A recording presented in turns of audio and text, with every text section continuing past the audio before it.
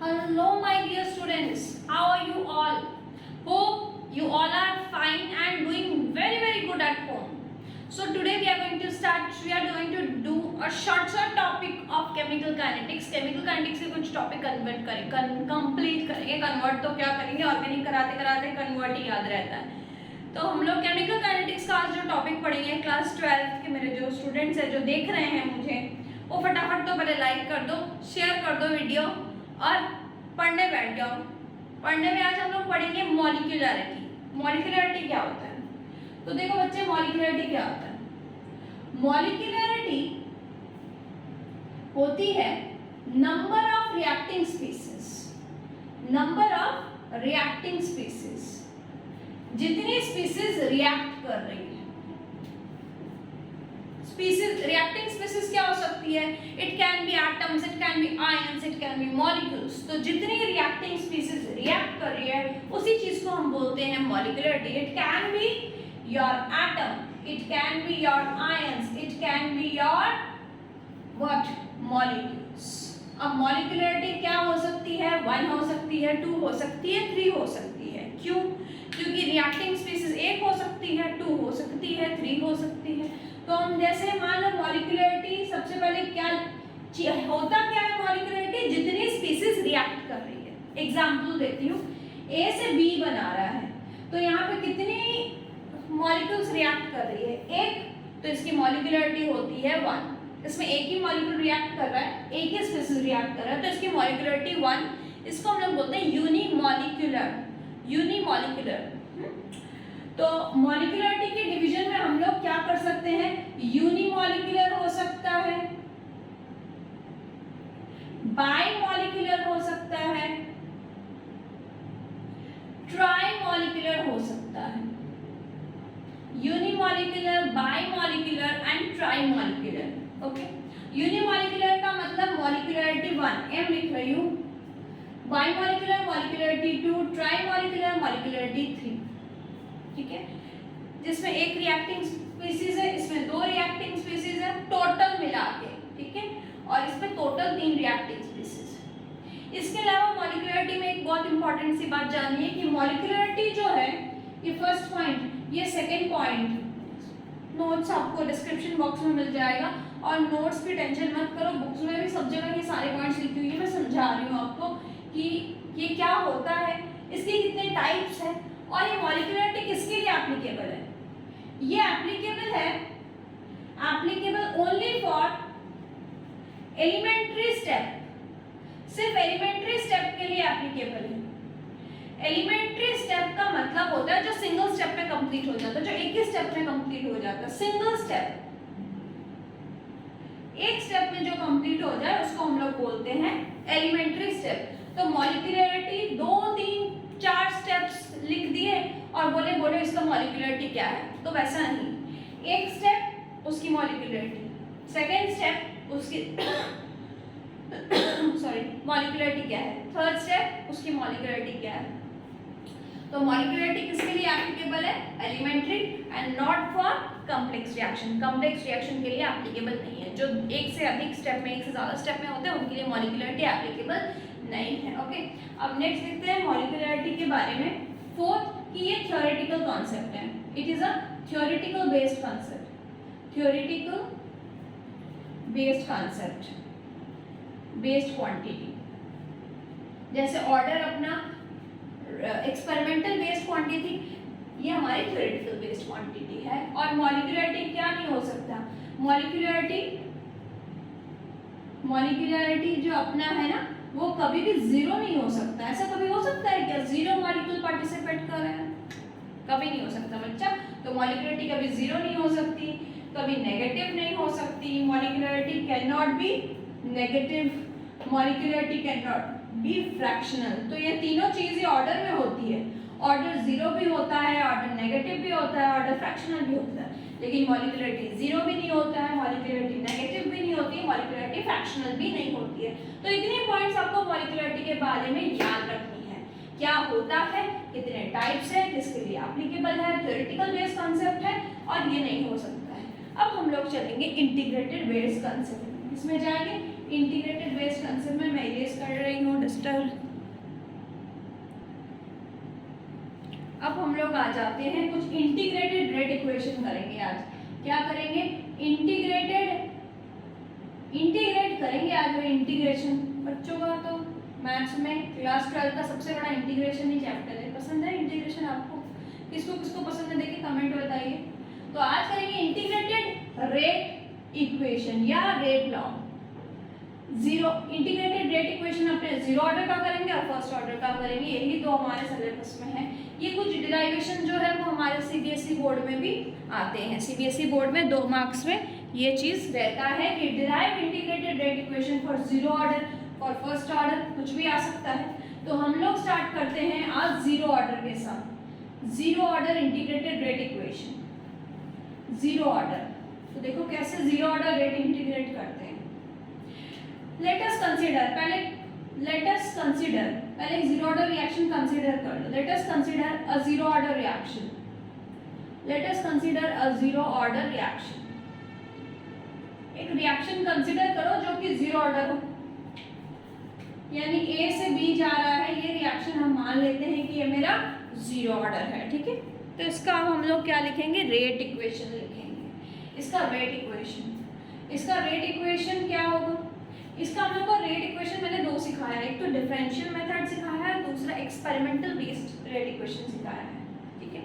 तो यहाँ पे हम लोग देखेंगे आज, पहले डिफरेंशियल रेट लिखते हैं। Differential rate is minus DA by dt, this is differential rate equation, minus dA by dt, reactant के साथ rate equals to minus dA by dt है कि नहीं? याद है ना? चलो अब एक्सपेरिमेंटल बेस्ड रेट क्या है? एक्सपेरिमेंटल बेस्ड रेट है कि rate equals to rate constant के रिएक्टेंट का कंसंट्रेशन का पावर क्या ऑर्डर है? जीरो ऑर्डर, तो जीरो लिख देते हैं। तो रेट, ये differential rate equals to rate law, ठीक है। क्लियर? क्लियर?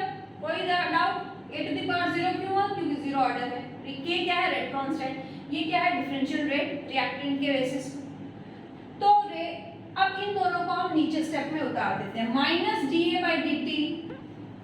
अब सिंपल सी मैथ्स चलती रहेगी, देखो ना। एनीथिंग टू द पावर 0 क्या होता है? Anything to the power 0 is 1, हटा दो उसको। तो minus dA by dt equals to k आ गया। अब एक काम करो, dt को उधर ले जाओ, k dt।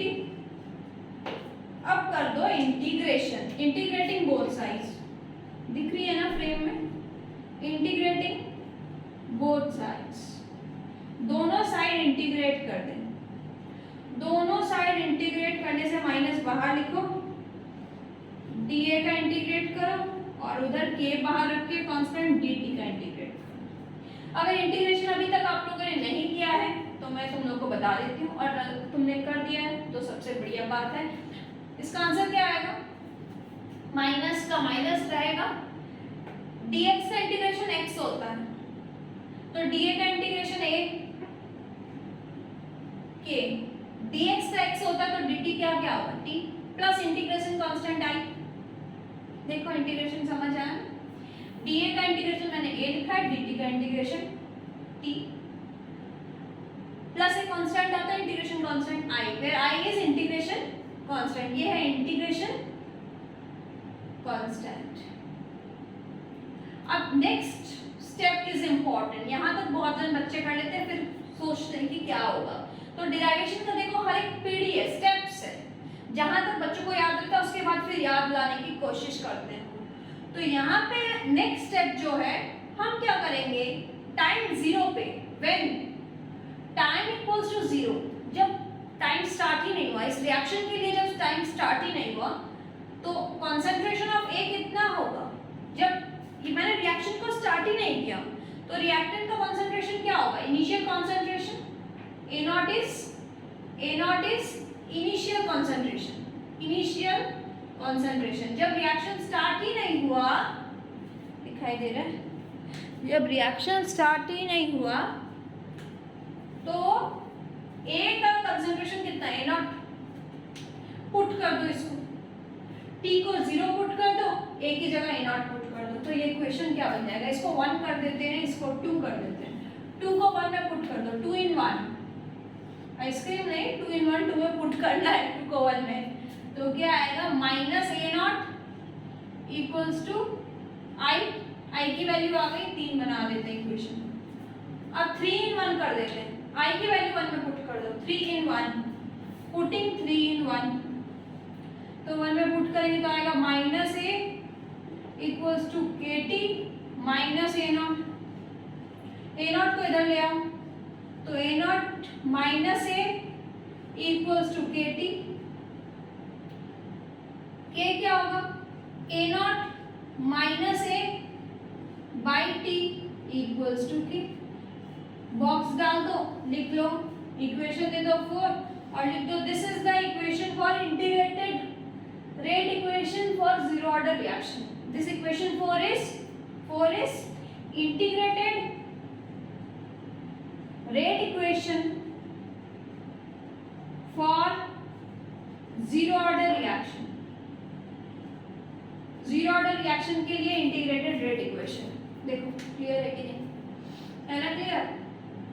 तो आप लोग वहां तक लिखो, मैं इधर हाफ लाइफ बनाती हूँ ताकि फिर तुम लोग हाफ लाइफ भी फटाफट बता लो, हाफ लाइफ जीरो ऑर्डर का। अब ये अगर लिखना हो गया तो हम लोग इसी इंटीग्रेटेड रेट इक्वेशन से ही हाफ लाइफ डिराइव करेंगे। हाफ लाइफ नाम बड़ा अच्छा लगता है मुझे, हाफ लाइफ। हाफ लाइफ का मतलब जिस टाइम पर रिएक्टेंट की कंसंट्रेशन आधी हो जाएगी, जो अपने लिए थे शुरुआत में जो लिए थे, इनिशियल में जो लिए थे, उसकी आधी होने में जितनी टाइम लगेगी, the time taken to reduce the concentration of reactant to its half of its value, initial की हाफ हो जाएगी जितने टाइम में, उसको हम लोग बोलते हैं हाफ लाइफ। ठीक है, यानी इसको हाफ लाइफ को हम लोग लिखते हैं T half. Time taken for a reaction to reduce the concentration of reactant to half of its initial value, यानी हाफ लाइफ में A मेरा क्या हो जाएगा, इनिशियल हम लोग A नॉट लिए हैं बाई 2 हो जाएगा, R लिए हो A की जगह आप R भी ले सकते हो। जैसे रिएक्शन चूज किया था हम लोगों ने A से प्रोडक्ट बनाया था ना, हम लोग R से प्रोडक्ट बनाएंगे तो A की जगह R हो जाएगी। आपकी एनसीईआरटी जो सीबीएसई की बुक है वो R सब A की जगह R है, बस इतना सा ही चेंज है। तो अब A जब A नॉट बाई 2 होगा तो टाइम तक T हाफ हो जाएगा। अब इसको इक्वेशन 4 में पुट कर देते हैं, ठीक है। तो इंटीग्रेटेड रेट इक्वेशन है ये 5 कर देते हैं, 5 कर देते हैं या फ्रेश कर लो, K equals to A not minus A by T, ये आपका है integrated rate equation for zero order. इसमें आप अगर पुट कर देते हो तो K बन जाएगा A not minus A not by 2 by T half, है ना। टी आपको उधर ले जाओ, टी हाफ बन जाएगा आपका, टी हाफ बन जाएगा आपका 2A not minus A not by 2 के बन जाएगा। तो ये जो बन गया यही मेरा टी हाफ है। This is I want to derive, यही तो मैं हाफ लाइफ डिराइव करना चाहती थी, ठीक है। तो आपका हो गया, समझ आई हाफ लाइफ, और ये है इंटीग्रेटेड रेट इक्वेशन। तो आप लोग आज हाफ लाइफ और इंटीग्रेटेड रेट इक्वेशन से फटाफट से कंप्लीट करो, छोटी सी वीडियो, इसको कंप्लीट करो। नेक्स्ट दिन मैं पूरा जीरो ऑर्डर करवाती हूँ। तब तक के लिए बाय बाय, टेक केयर, अलविदा। अगला दिन मिलते हैं, इसको नोट डाउन करो, इस डिराइव को प्रैक्टिस करो। Bye bye.